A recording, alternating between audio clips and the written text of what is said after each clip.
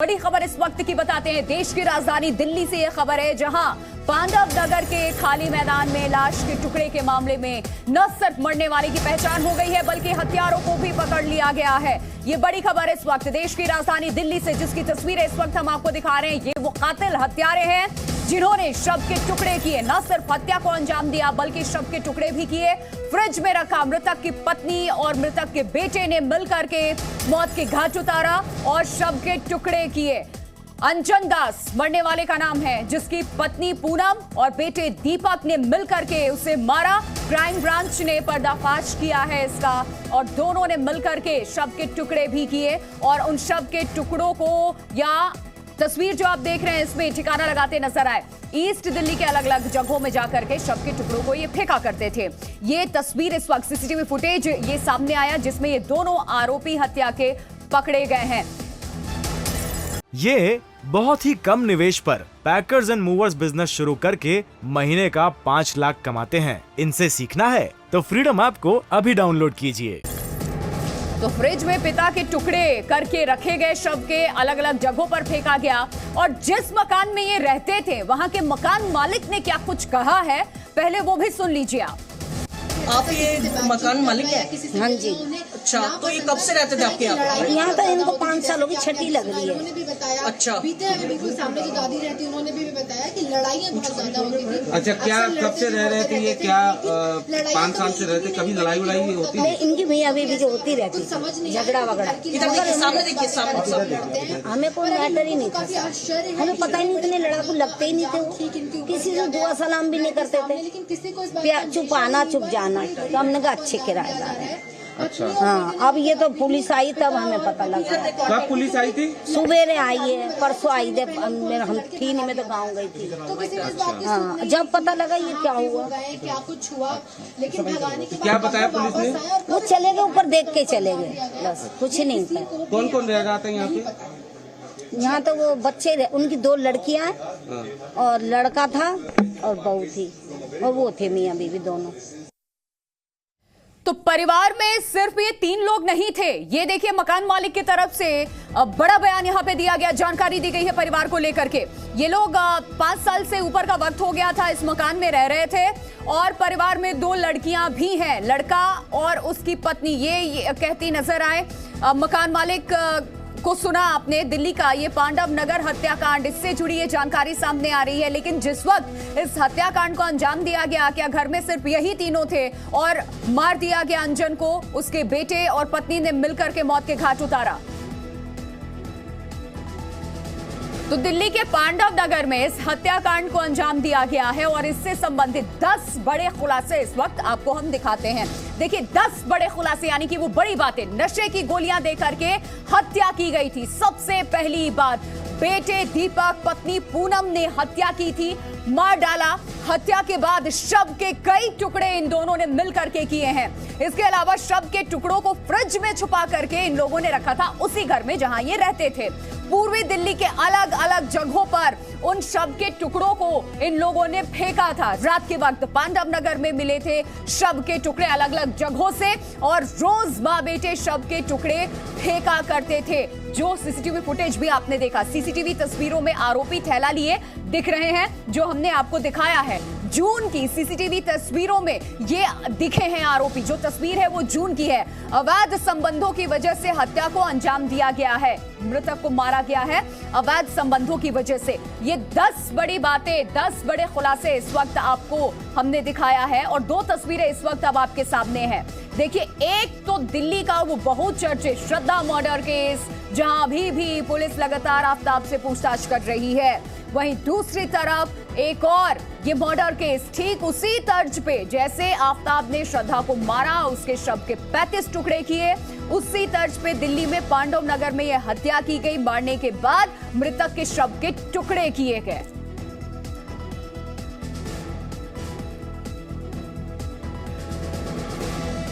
तो देखिए, पांडव नगर को लेकर के सारी डिटेल्स अपडेट हमने आप तक पहुंचाई, और अब बात करेंगे श्रद्धा मर्डर केस।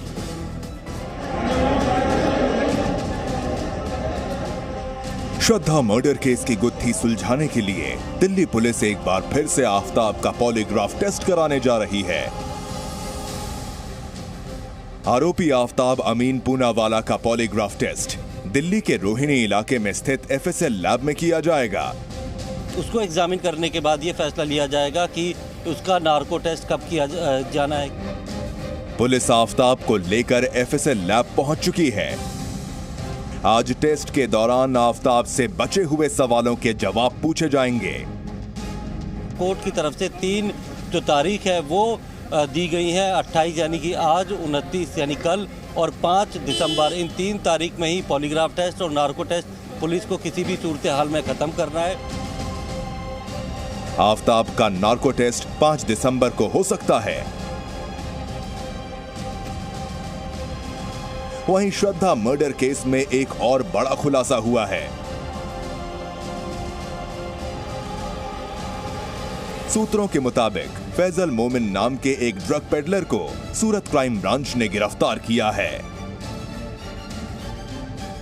तो आज क्या अपडेट है ये जान लीजिए इस मर्डर केस से जुड़ी हुई। आफ्ताब का पॉलीग्राफ टेस्ट इस वक्त जारी है। एफएसएल रोहिणी में आफ्ताब का टेस्ट इस वक्त जारी है। करीब 2 घंटे से ये पॉलीग्राफ टेस्ट जारी है। ये बड़ी खबर इस वक्त अपडेट आपको दे रहे हैं, जहां आफ्ताब का पॉलीग्राफ टेस्ट आज जारी है। एफएसएल रोहिणी में आफ्ताब का टेस्ट जारी है। करीब 2 घंटे हो चुके हैं और आफ्ताब से पूछताछ हो रही है। पॉलीग्राफ टेस्ट आफ्ताब का इस वक्त हो रहा है। 6 तस्वीरें इस घटनाक्रम से जुड़ी हुई आपको दिखा रहे हैं। पहले दिन से आफ्ताब की पॉलीग्राफी टेस्ट के लिए जब उसे ले जाया गया रोहिणी एफएसएल में, उसकी तस्वीर भी, और इसके पहले देखिए जांच अफसरों की मौजूदगी में टेस्ट इस वक्त हो रहा है और सवालों की नई लिस्ट भी तैयार की गई है आफ्ताब से पूछताछ के लिए। 5 दिसंबर को नार्को टेस्ट भी संभव है। प्रमोद शर्मा इस खबर पे और ज्यादा जानकारी के साथ हमारे साथ जुड़ चुके हैं। सीधे प्रमोद का हम रुख करते हैं। प्रमोद, करीब 2 घंटे से पॉलीग्राफ टेस्ट जारी है, इसको लेकर और क्या डिटेल्स आपके पास? कौन से वो सवालों की लिस्ट लेकर के आज यहां पर जांच अधिकारी आफ्ताब के सामने हैं?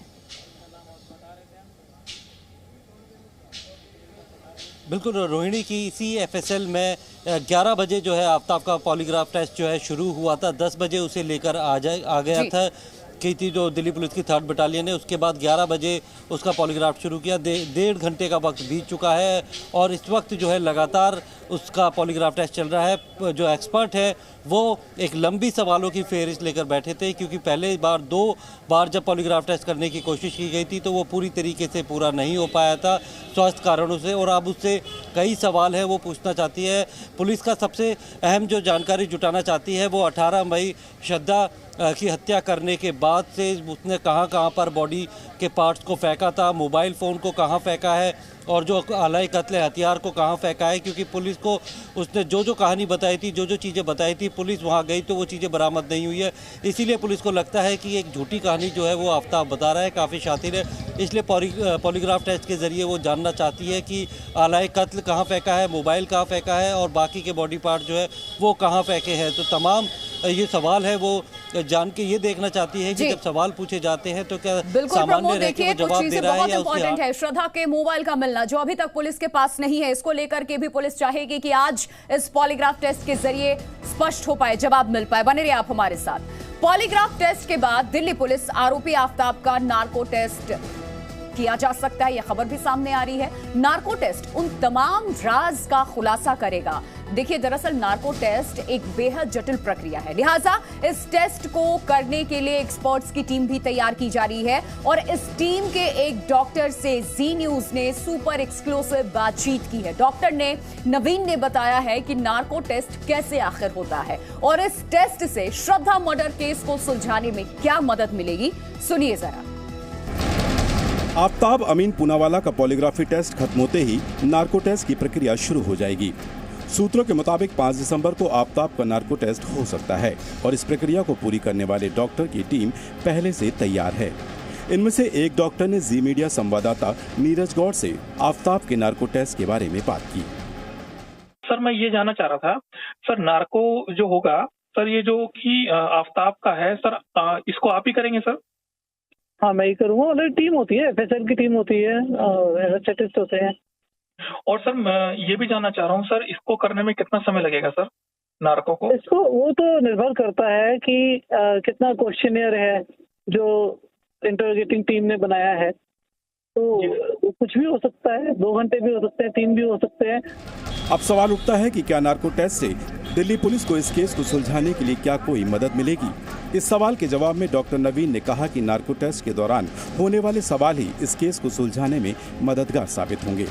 सर आपने कभी इससे पहला कोई हीनियस क्राइम में ऐसा किसी का किया है सर नार्को? नहीं, मैं रिवील नहीं कर सकता आपको। नहीं, कोर्ट मैटर होते हैं, आप समझिए, ये सब कोर्ट मैटर होते हैं। तो सर आपको लगता है कि सर इसमें जो है दिल्ली पुलिस को मदद मिलेगी ये नार्को करने से? सर डेफिनेटली मिलनी चाहिए, इसीलिए कर रहे हैं। तो फोरेंसिक की टीम भी इतनी मेहनत कर रही है, तो सब मदद के लिए ही कर रहे हैं। चलिए अब आपको ये भी बताते हैं कि आखिर नार्को टेस्ट होता कैसे है। नार्को टेस्ट एक प्रक्रिया है जिसमें साइकोएक्टिव दवा दी जाती है। ये दवा खून में पहुंचते ही आरोपी को अर्ध बेहोशी की अवस्था में ले जाती है, जिसके बाद आरोपी से सवाल जवाब किए जाते हैं। नार्को टेस्ट के दौरान मनोवैज्ञानिक, डॉक्टर और फोरेंसिक एक्सपर्ट मौजूद रहते हैं। नार्को टेस्ट की प्रक्रिया की वीडियो रिकॉर्डिंग भी की जाती है। कई मामलों में आरोपी को सोडियम पेंटोथोल का इंजेक्शन भी दिया जाता है। आफ्ताब अमीन पूनावाला का नार्को टेस्ट करने वाले डॉक्टर नवीन ने बताया कि उसे सोडियम पेंटोथोल नाम की दवा दी जाएगी। सर इसमें कोई और ऐसी बात हो इम्पोर्टेंट जो आप शेयर करना चाहते हो सर? नहीं, अभी तो मैं यही कहूँगा, क्योंकि अभी तो इनका सिर्फ मेडिकल हुआ है, ठीक है जी। और अभी तो कोई एफएसएल की तरफ से हम मेरे पास इनके लिए पर्टिकुलरली नाम से कोई रिक्वेस्ट नहीं है कल के लिए। तो जैसे ही आता है उनको का टेस्ट हो जाएगा। तो सर इसमें जो है कौन सा आप इसमें इनको इंजेक्शन लगाते हैं सर? इसके अंदर ट्रेडिशनली एक स्कोपोलामाइन इंजेक्शन यूज होता था और अब सोडियम पेंटोथोल यूज होता है आजकल। आफ्ताब का नार्को टेस्ट दिल्ली की उसी एफएसएल लैब में होगा जहां पर उसका पॉलीग्राफी टेस्ट किया गया है। टेस्ट के दौरान एफएसएल की टीम के 4 से 5 लोग मौजूद रहेंगे। नार्को टेस्ट से पहले उन तमाम सवालों की सूची दोबारा से तैयार की जा रही है जो सवाल अब तक आफ्ताब से नहीं पूछे गए हैं। दिल्ली से नीरज गौड़ के साथ ब्यूरो रिपोर्ट, जी मीडिया। ये बहुत ही कम निवेश पर पैकर्स एंड मूवर्स बिजनेस शुरू करके महीने का 5 लाख कमाते हैं। इनसे सीखना है तो फ्रीडम ऐप को अभी डाउनलोड कीजिए।